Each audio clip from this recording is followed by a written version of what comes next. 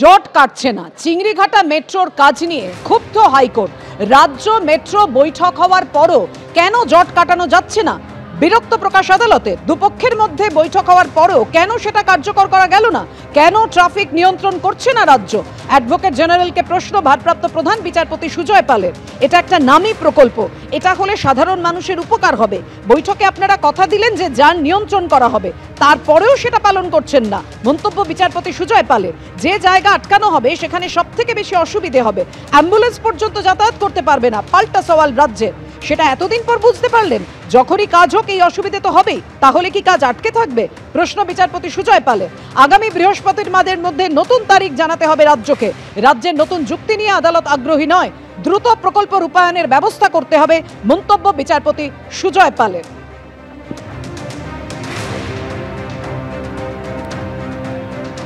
হুমায়ুন কবিরের বাবরি মসজিদের জন্য উপচে পড়ল দান পাত্র। মোট 12টি ট্রাঙ্ক এবং বস্তায় জড়ো করা হয়েছে দানের টাকা। এখনো পর্যন্ত 6টি ট্রাঙ্ক এবং বস্তার টাকা গোনা গিয়েছে।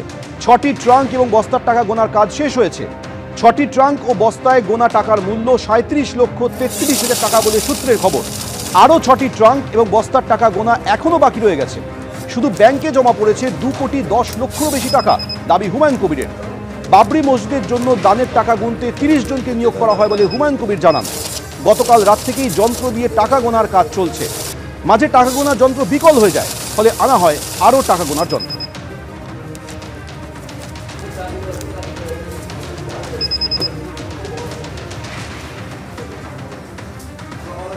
কালকে সন্ধ্যে 6টা থেকে এই টাকা গোনা শুরু হয়েছে। টাকা গোনা চলেছে রাত্রির 12টা পর্যন্ত, তারপরে বন্ধ করে দিতে হয়েছে। তার কারণ এই যে টাকা গোনা হচ্ছিল তার জন্য একটি টাকা গোনার যন্ত্র নিয়ে আসা হয়, কিন্তু সেই যন্ত্র বিকল হয়ে যায় কাজ করতে করতেই।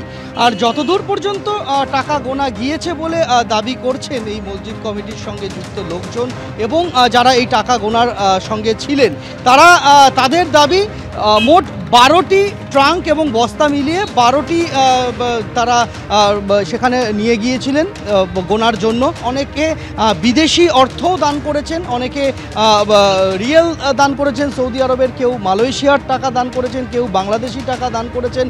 এরকম বিভিন্ন দেশের বৈদেশিক মুদ্রাও অনেকে সেই দান বাক্সে দিয়ে গিয়েছেন, সেগুলিকে আলাদা করে রাখা হয়েছে।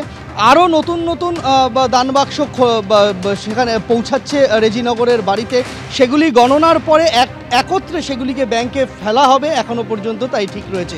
আমি যে জায়গায় দাঁড়িয়ে রয়েছি 12 নম্বর জাতীয় সড়কের ধারে, ঠিক এই জায়গা পরপর রাস্তা দিয়ে গাড়ির সারি তুমি দেখতে পাবে। এবং যে জায়গায় এই প্রস্তাবিত এই মসজিদ, আমি একটু দূর থেকে সেটা দেখাচ্ছি, তাহলে বুঝতে পারবে যে এই মুহূর্তে কি পরিস্থিতি।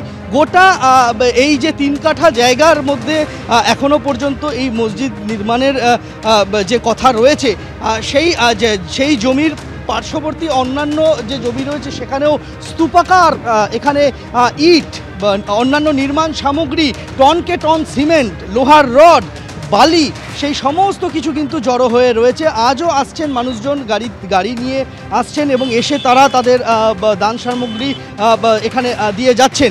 আশপাশের যে ইট ভাটাগুলি রয়েছে, ইট ভাটাগুলিতে ইট নেই, মানুষজন ইট কিনতে যাচ্ছেন, ইট পাচ্ছেন না। তার কারণ সবটাই কিন্তু খালি হয়ে গিয়েছে। বন্দে মাতরমের 150 বছরে প্রধানমন্ত্রীর ভাষণে এলো জরুরি অবস্থার প্রসঙ্গ। বন্দে মাতরমের 50 বছরে দেশে ছিল দাসত্বের শৃঙ্খল।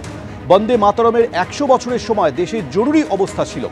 গণতন্ত্রের কালো অধ্যায় ছিল জরুরি অবস্থা। ভারতীয় সংবিধানে শ্বাসরোধ করে দেওয়া হয়েছিল।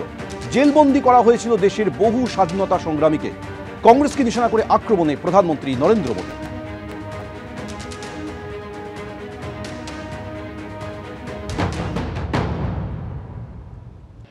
वंदे मातरम का जब 50 वर्ष हुए, तब देश गुलामी में जीने के लिए मजबूर था। और वंदे मातरम के 100 साल हुए, तब देश आपातकाल की जंजीरों में जकड़ा हुआ था।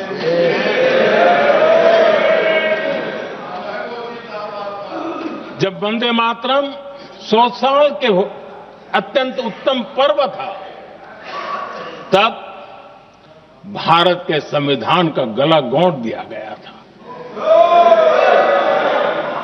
जब वंदे मातरम 100 साल का हुआ, तब देशभक्ति के लिए जीने मरने वाले लोगों को जेल के सलाखों के पीछे बंद कर दिया गया था। जिस वंदे मातरम के गीत ने देश को आजादी की ऊर्जा दी थी, उसके जब 100 साल हुए तो दुर्भाग्य से एक काला कालखंड हमारे इतिहास में उजागर हो गया। हम लोकतंत्र के गिरोह में थे।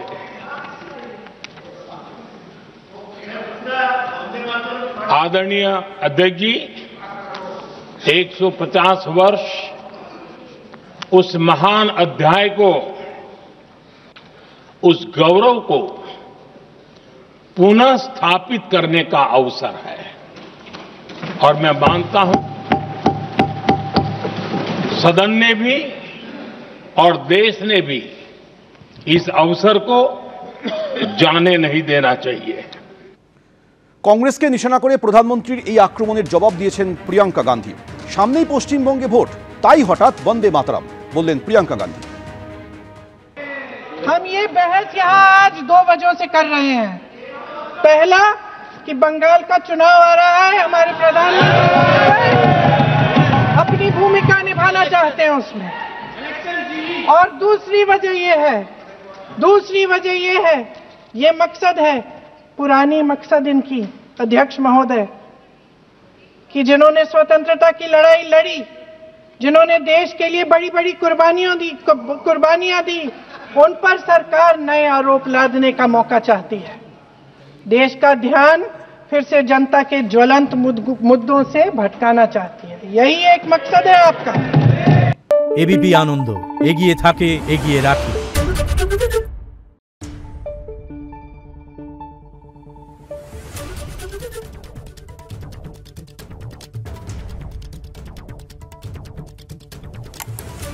Thank you.